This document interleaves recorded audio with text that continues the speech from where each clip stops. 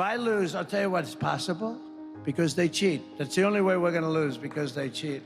They cheat like hell. In the ever-evolving landscape of American politics, a storm is brewing, one that pits former President Donald Trump against Vice President Kamala Harris in a clash that could redefine the nation's discourse on immigration. Kamala is mentally impaired. Joe Biden became mentally impaired. Kamala was born that way. If you think about it, only a mentally disabled person could have allowed this to happen to our country.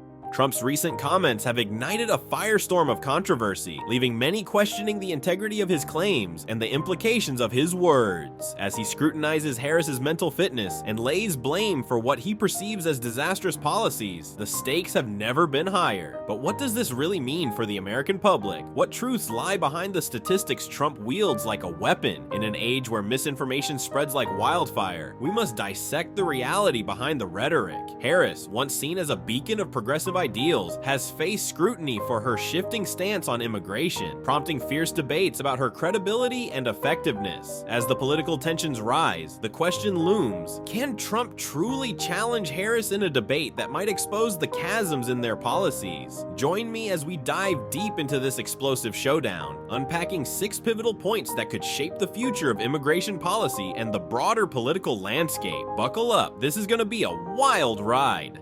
As the political arena heats up, Donald Trump's recent remarks about Vice President Kamala Harris have sent shockwaves through the nation. With a rhetoric that many consider incendiary, Trump has unleashed a barrage of derogatory comments questioning Harris's mental state. But why does he target her specifically? The answer lies in the high-stakes game of political chess, where words become weapons and perceptions shape reality. Trump's assertion that Harris is unfit for office is laden with implications. He links her mental acuity directly to policies that he claims have harmed the country. It's a strategic move designed to sow doubt among voters and raise questions about the leadership of the current administration. However, beneath this surface-level attack lies a deeper issue: the stigmatization of mental health. By questioning Harris's mental state, Trump not only insults her, but also discredits the real struggles faced by those with mental impairments. This tactic serves a dual purpose. It aims to rally his base, while simultaneously detracting from the more nuanced discussion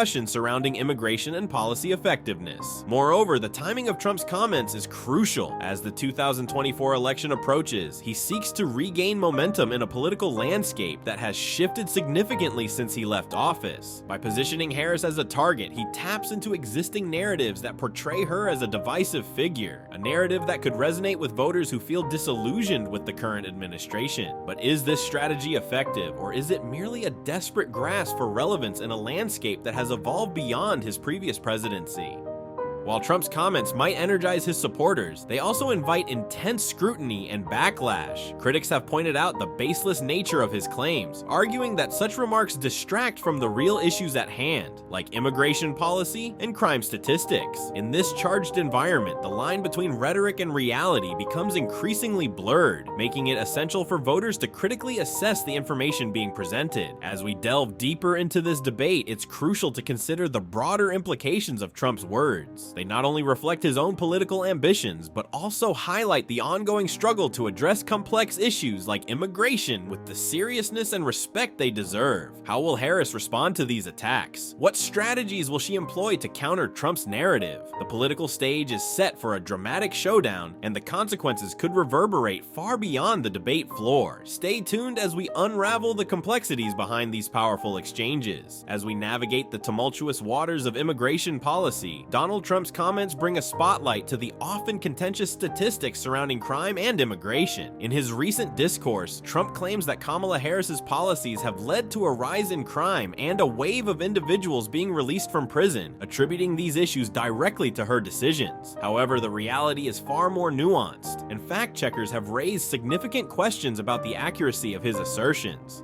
To dissect Trump's claims, we must first look at the underlying data. The former president often cites statistics that suggest a correlation between immigration policies and crime rates, painting a picture of chaos and disorder. But experts argue that such oversimplifications ignore the complex interplay of socioeconomic factors that contribute to crime. For instance, many individuals Trump references as being released from prison were incarcerated during his own administration, challenging the validity of his narrative. This inconsistency raises the question: question: is Trump intentionally misrepresenting the facts to suit his political agenda, or is he simply playing to the fears of his base? Furthermore, while crime rates do fluctuate, they are influenced by a myriad of factors beyond immigration policy alone. Research shows that immigrants, particularly undocumented ones, are less likely to commit crimes than native-born citizens. This counter-narrative is often overshadowed by sensationalized stories and political rhetoric. The truth is, many immigrant communities contribute positively to society, playing vital roles in the workforce and community building. Ignoring this reality only serves to perpetuate harmful stereotypes and deepen the divide in our national discourse. The statistics that Trump employs are not just numbers. They carry weight and influence public perception. By framing the conversation around fear and criminality, he seeks to galvanize support among those who feel threatened by changing demographics and policies. However, this tactic also invites scrutiny from those who advocate for a more compassionate and informed approach to immigration.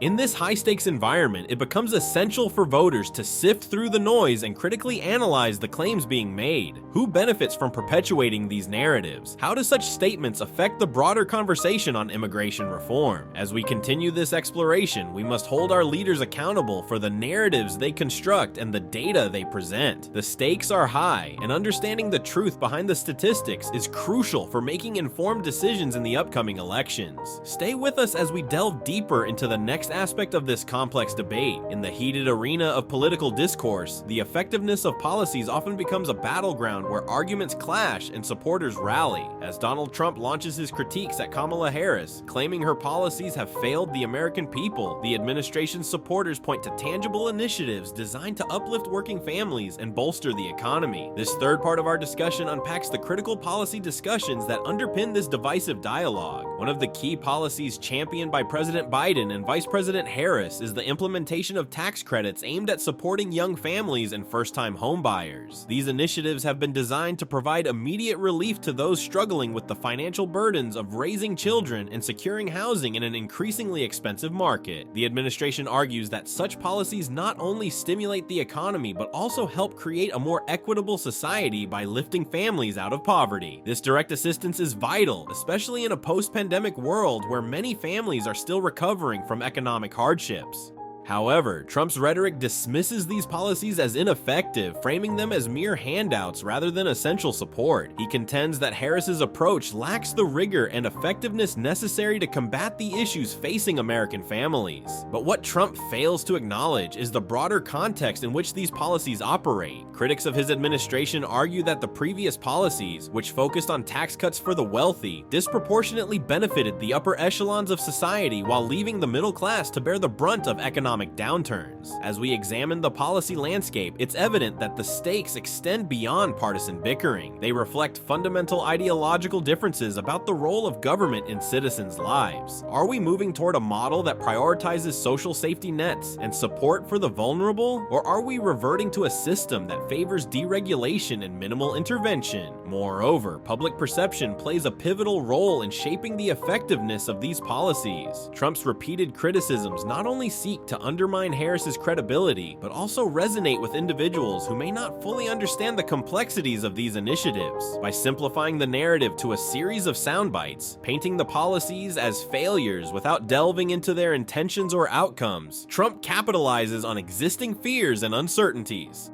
This ongoing debate is crucial as it sets the stage for the upcoming elections. Voters must evaluate the policies being proposed, scrutinizing their implications for the future of American families. Will the narrative shift to one that prioritizes the well-being of all citizens, or will it remain mired in divisive politics that pit Americans against one another? As we look to the future, these discussions will ultimately shape the path forward for immigration policy, economic recovery, and the role of government in addressing the challenges faced by everyday Americans. Join us as we move on to the final segment of our exploration, where we'll consider the implications of Harris's evolving position on immigration and what it means for the credibility of the administration's policies in this high-stakes political climate. As we draw this intense discussion to a close, it's clear that the political landscape surrounding immigration policy and the rhetoric exchange between Donald Trump and Kamala Harris is not just a battle of words. It's a reflection of deeper ideological divides that will shape the future of our nation. The harsh criticisms, the statistical claims, and the policy debates highlight the stakes involved as we approach the next electoral cycle. The scrutiny of Harris's evolving stance on immigration underscores a critical reality. Trust and credibility in leadership are paramount. As voters, we must navigate through the noise and discern which policies genuinely address the challenges facing American families today. The importance of bipartisan cooperation in reforming immigration policy cannot be overstated. It's a challenge that demands a united front rather than divisive rhetoric that seeks to further polarize. In this charged political environment, it's essential to remain informed and engaged. We must question the narratives presented to us, challenge the sound bites that simplify complex issues, and advocate for policies that promote the welfare of all citizens. Whether you find yourself aligned with Trump's criticisms or in support of Biden and Harris's initiatives, your voice matters in this crucial dialogue. So what do you think? Are the policies being implemented by the Biden administration truly effective, or is the critique from Trump warranted? Join the conversation in the comments below, and let's continue to explore these pressing issues together. Don't forget to like, subscribe, and hit that notification bell to stay updated on our latest discussions. Thank you for tuning in, and remember, your opinion is a powerful tool in shaping the future of our democracy.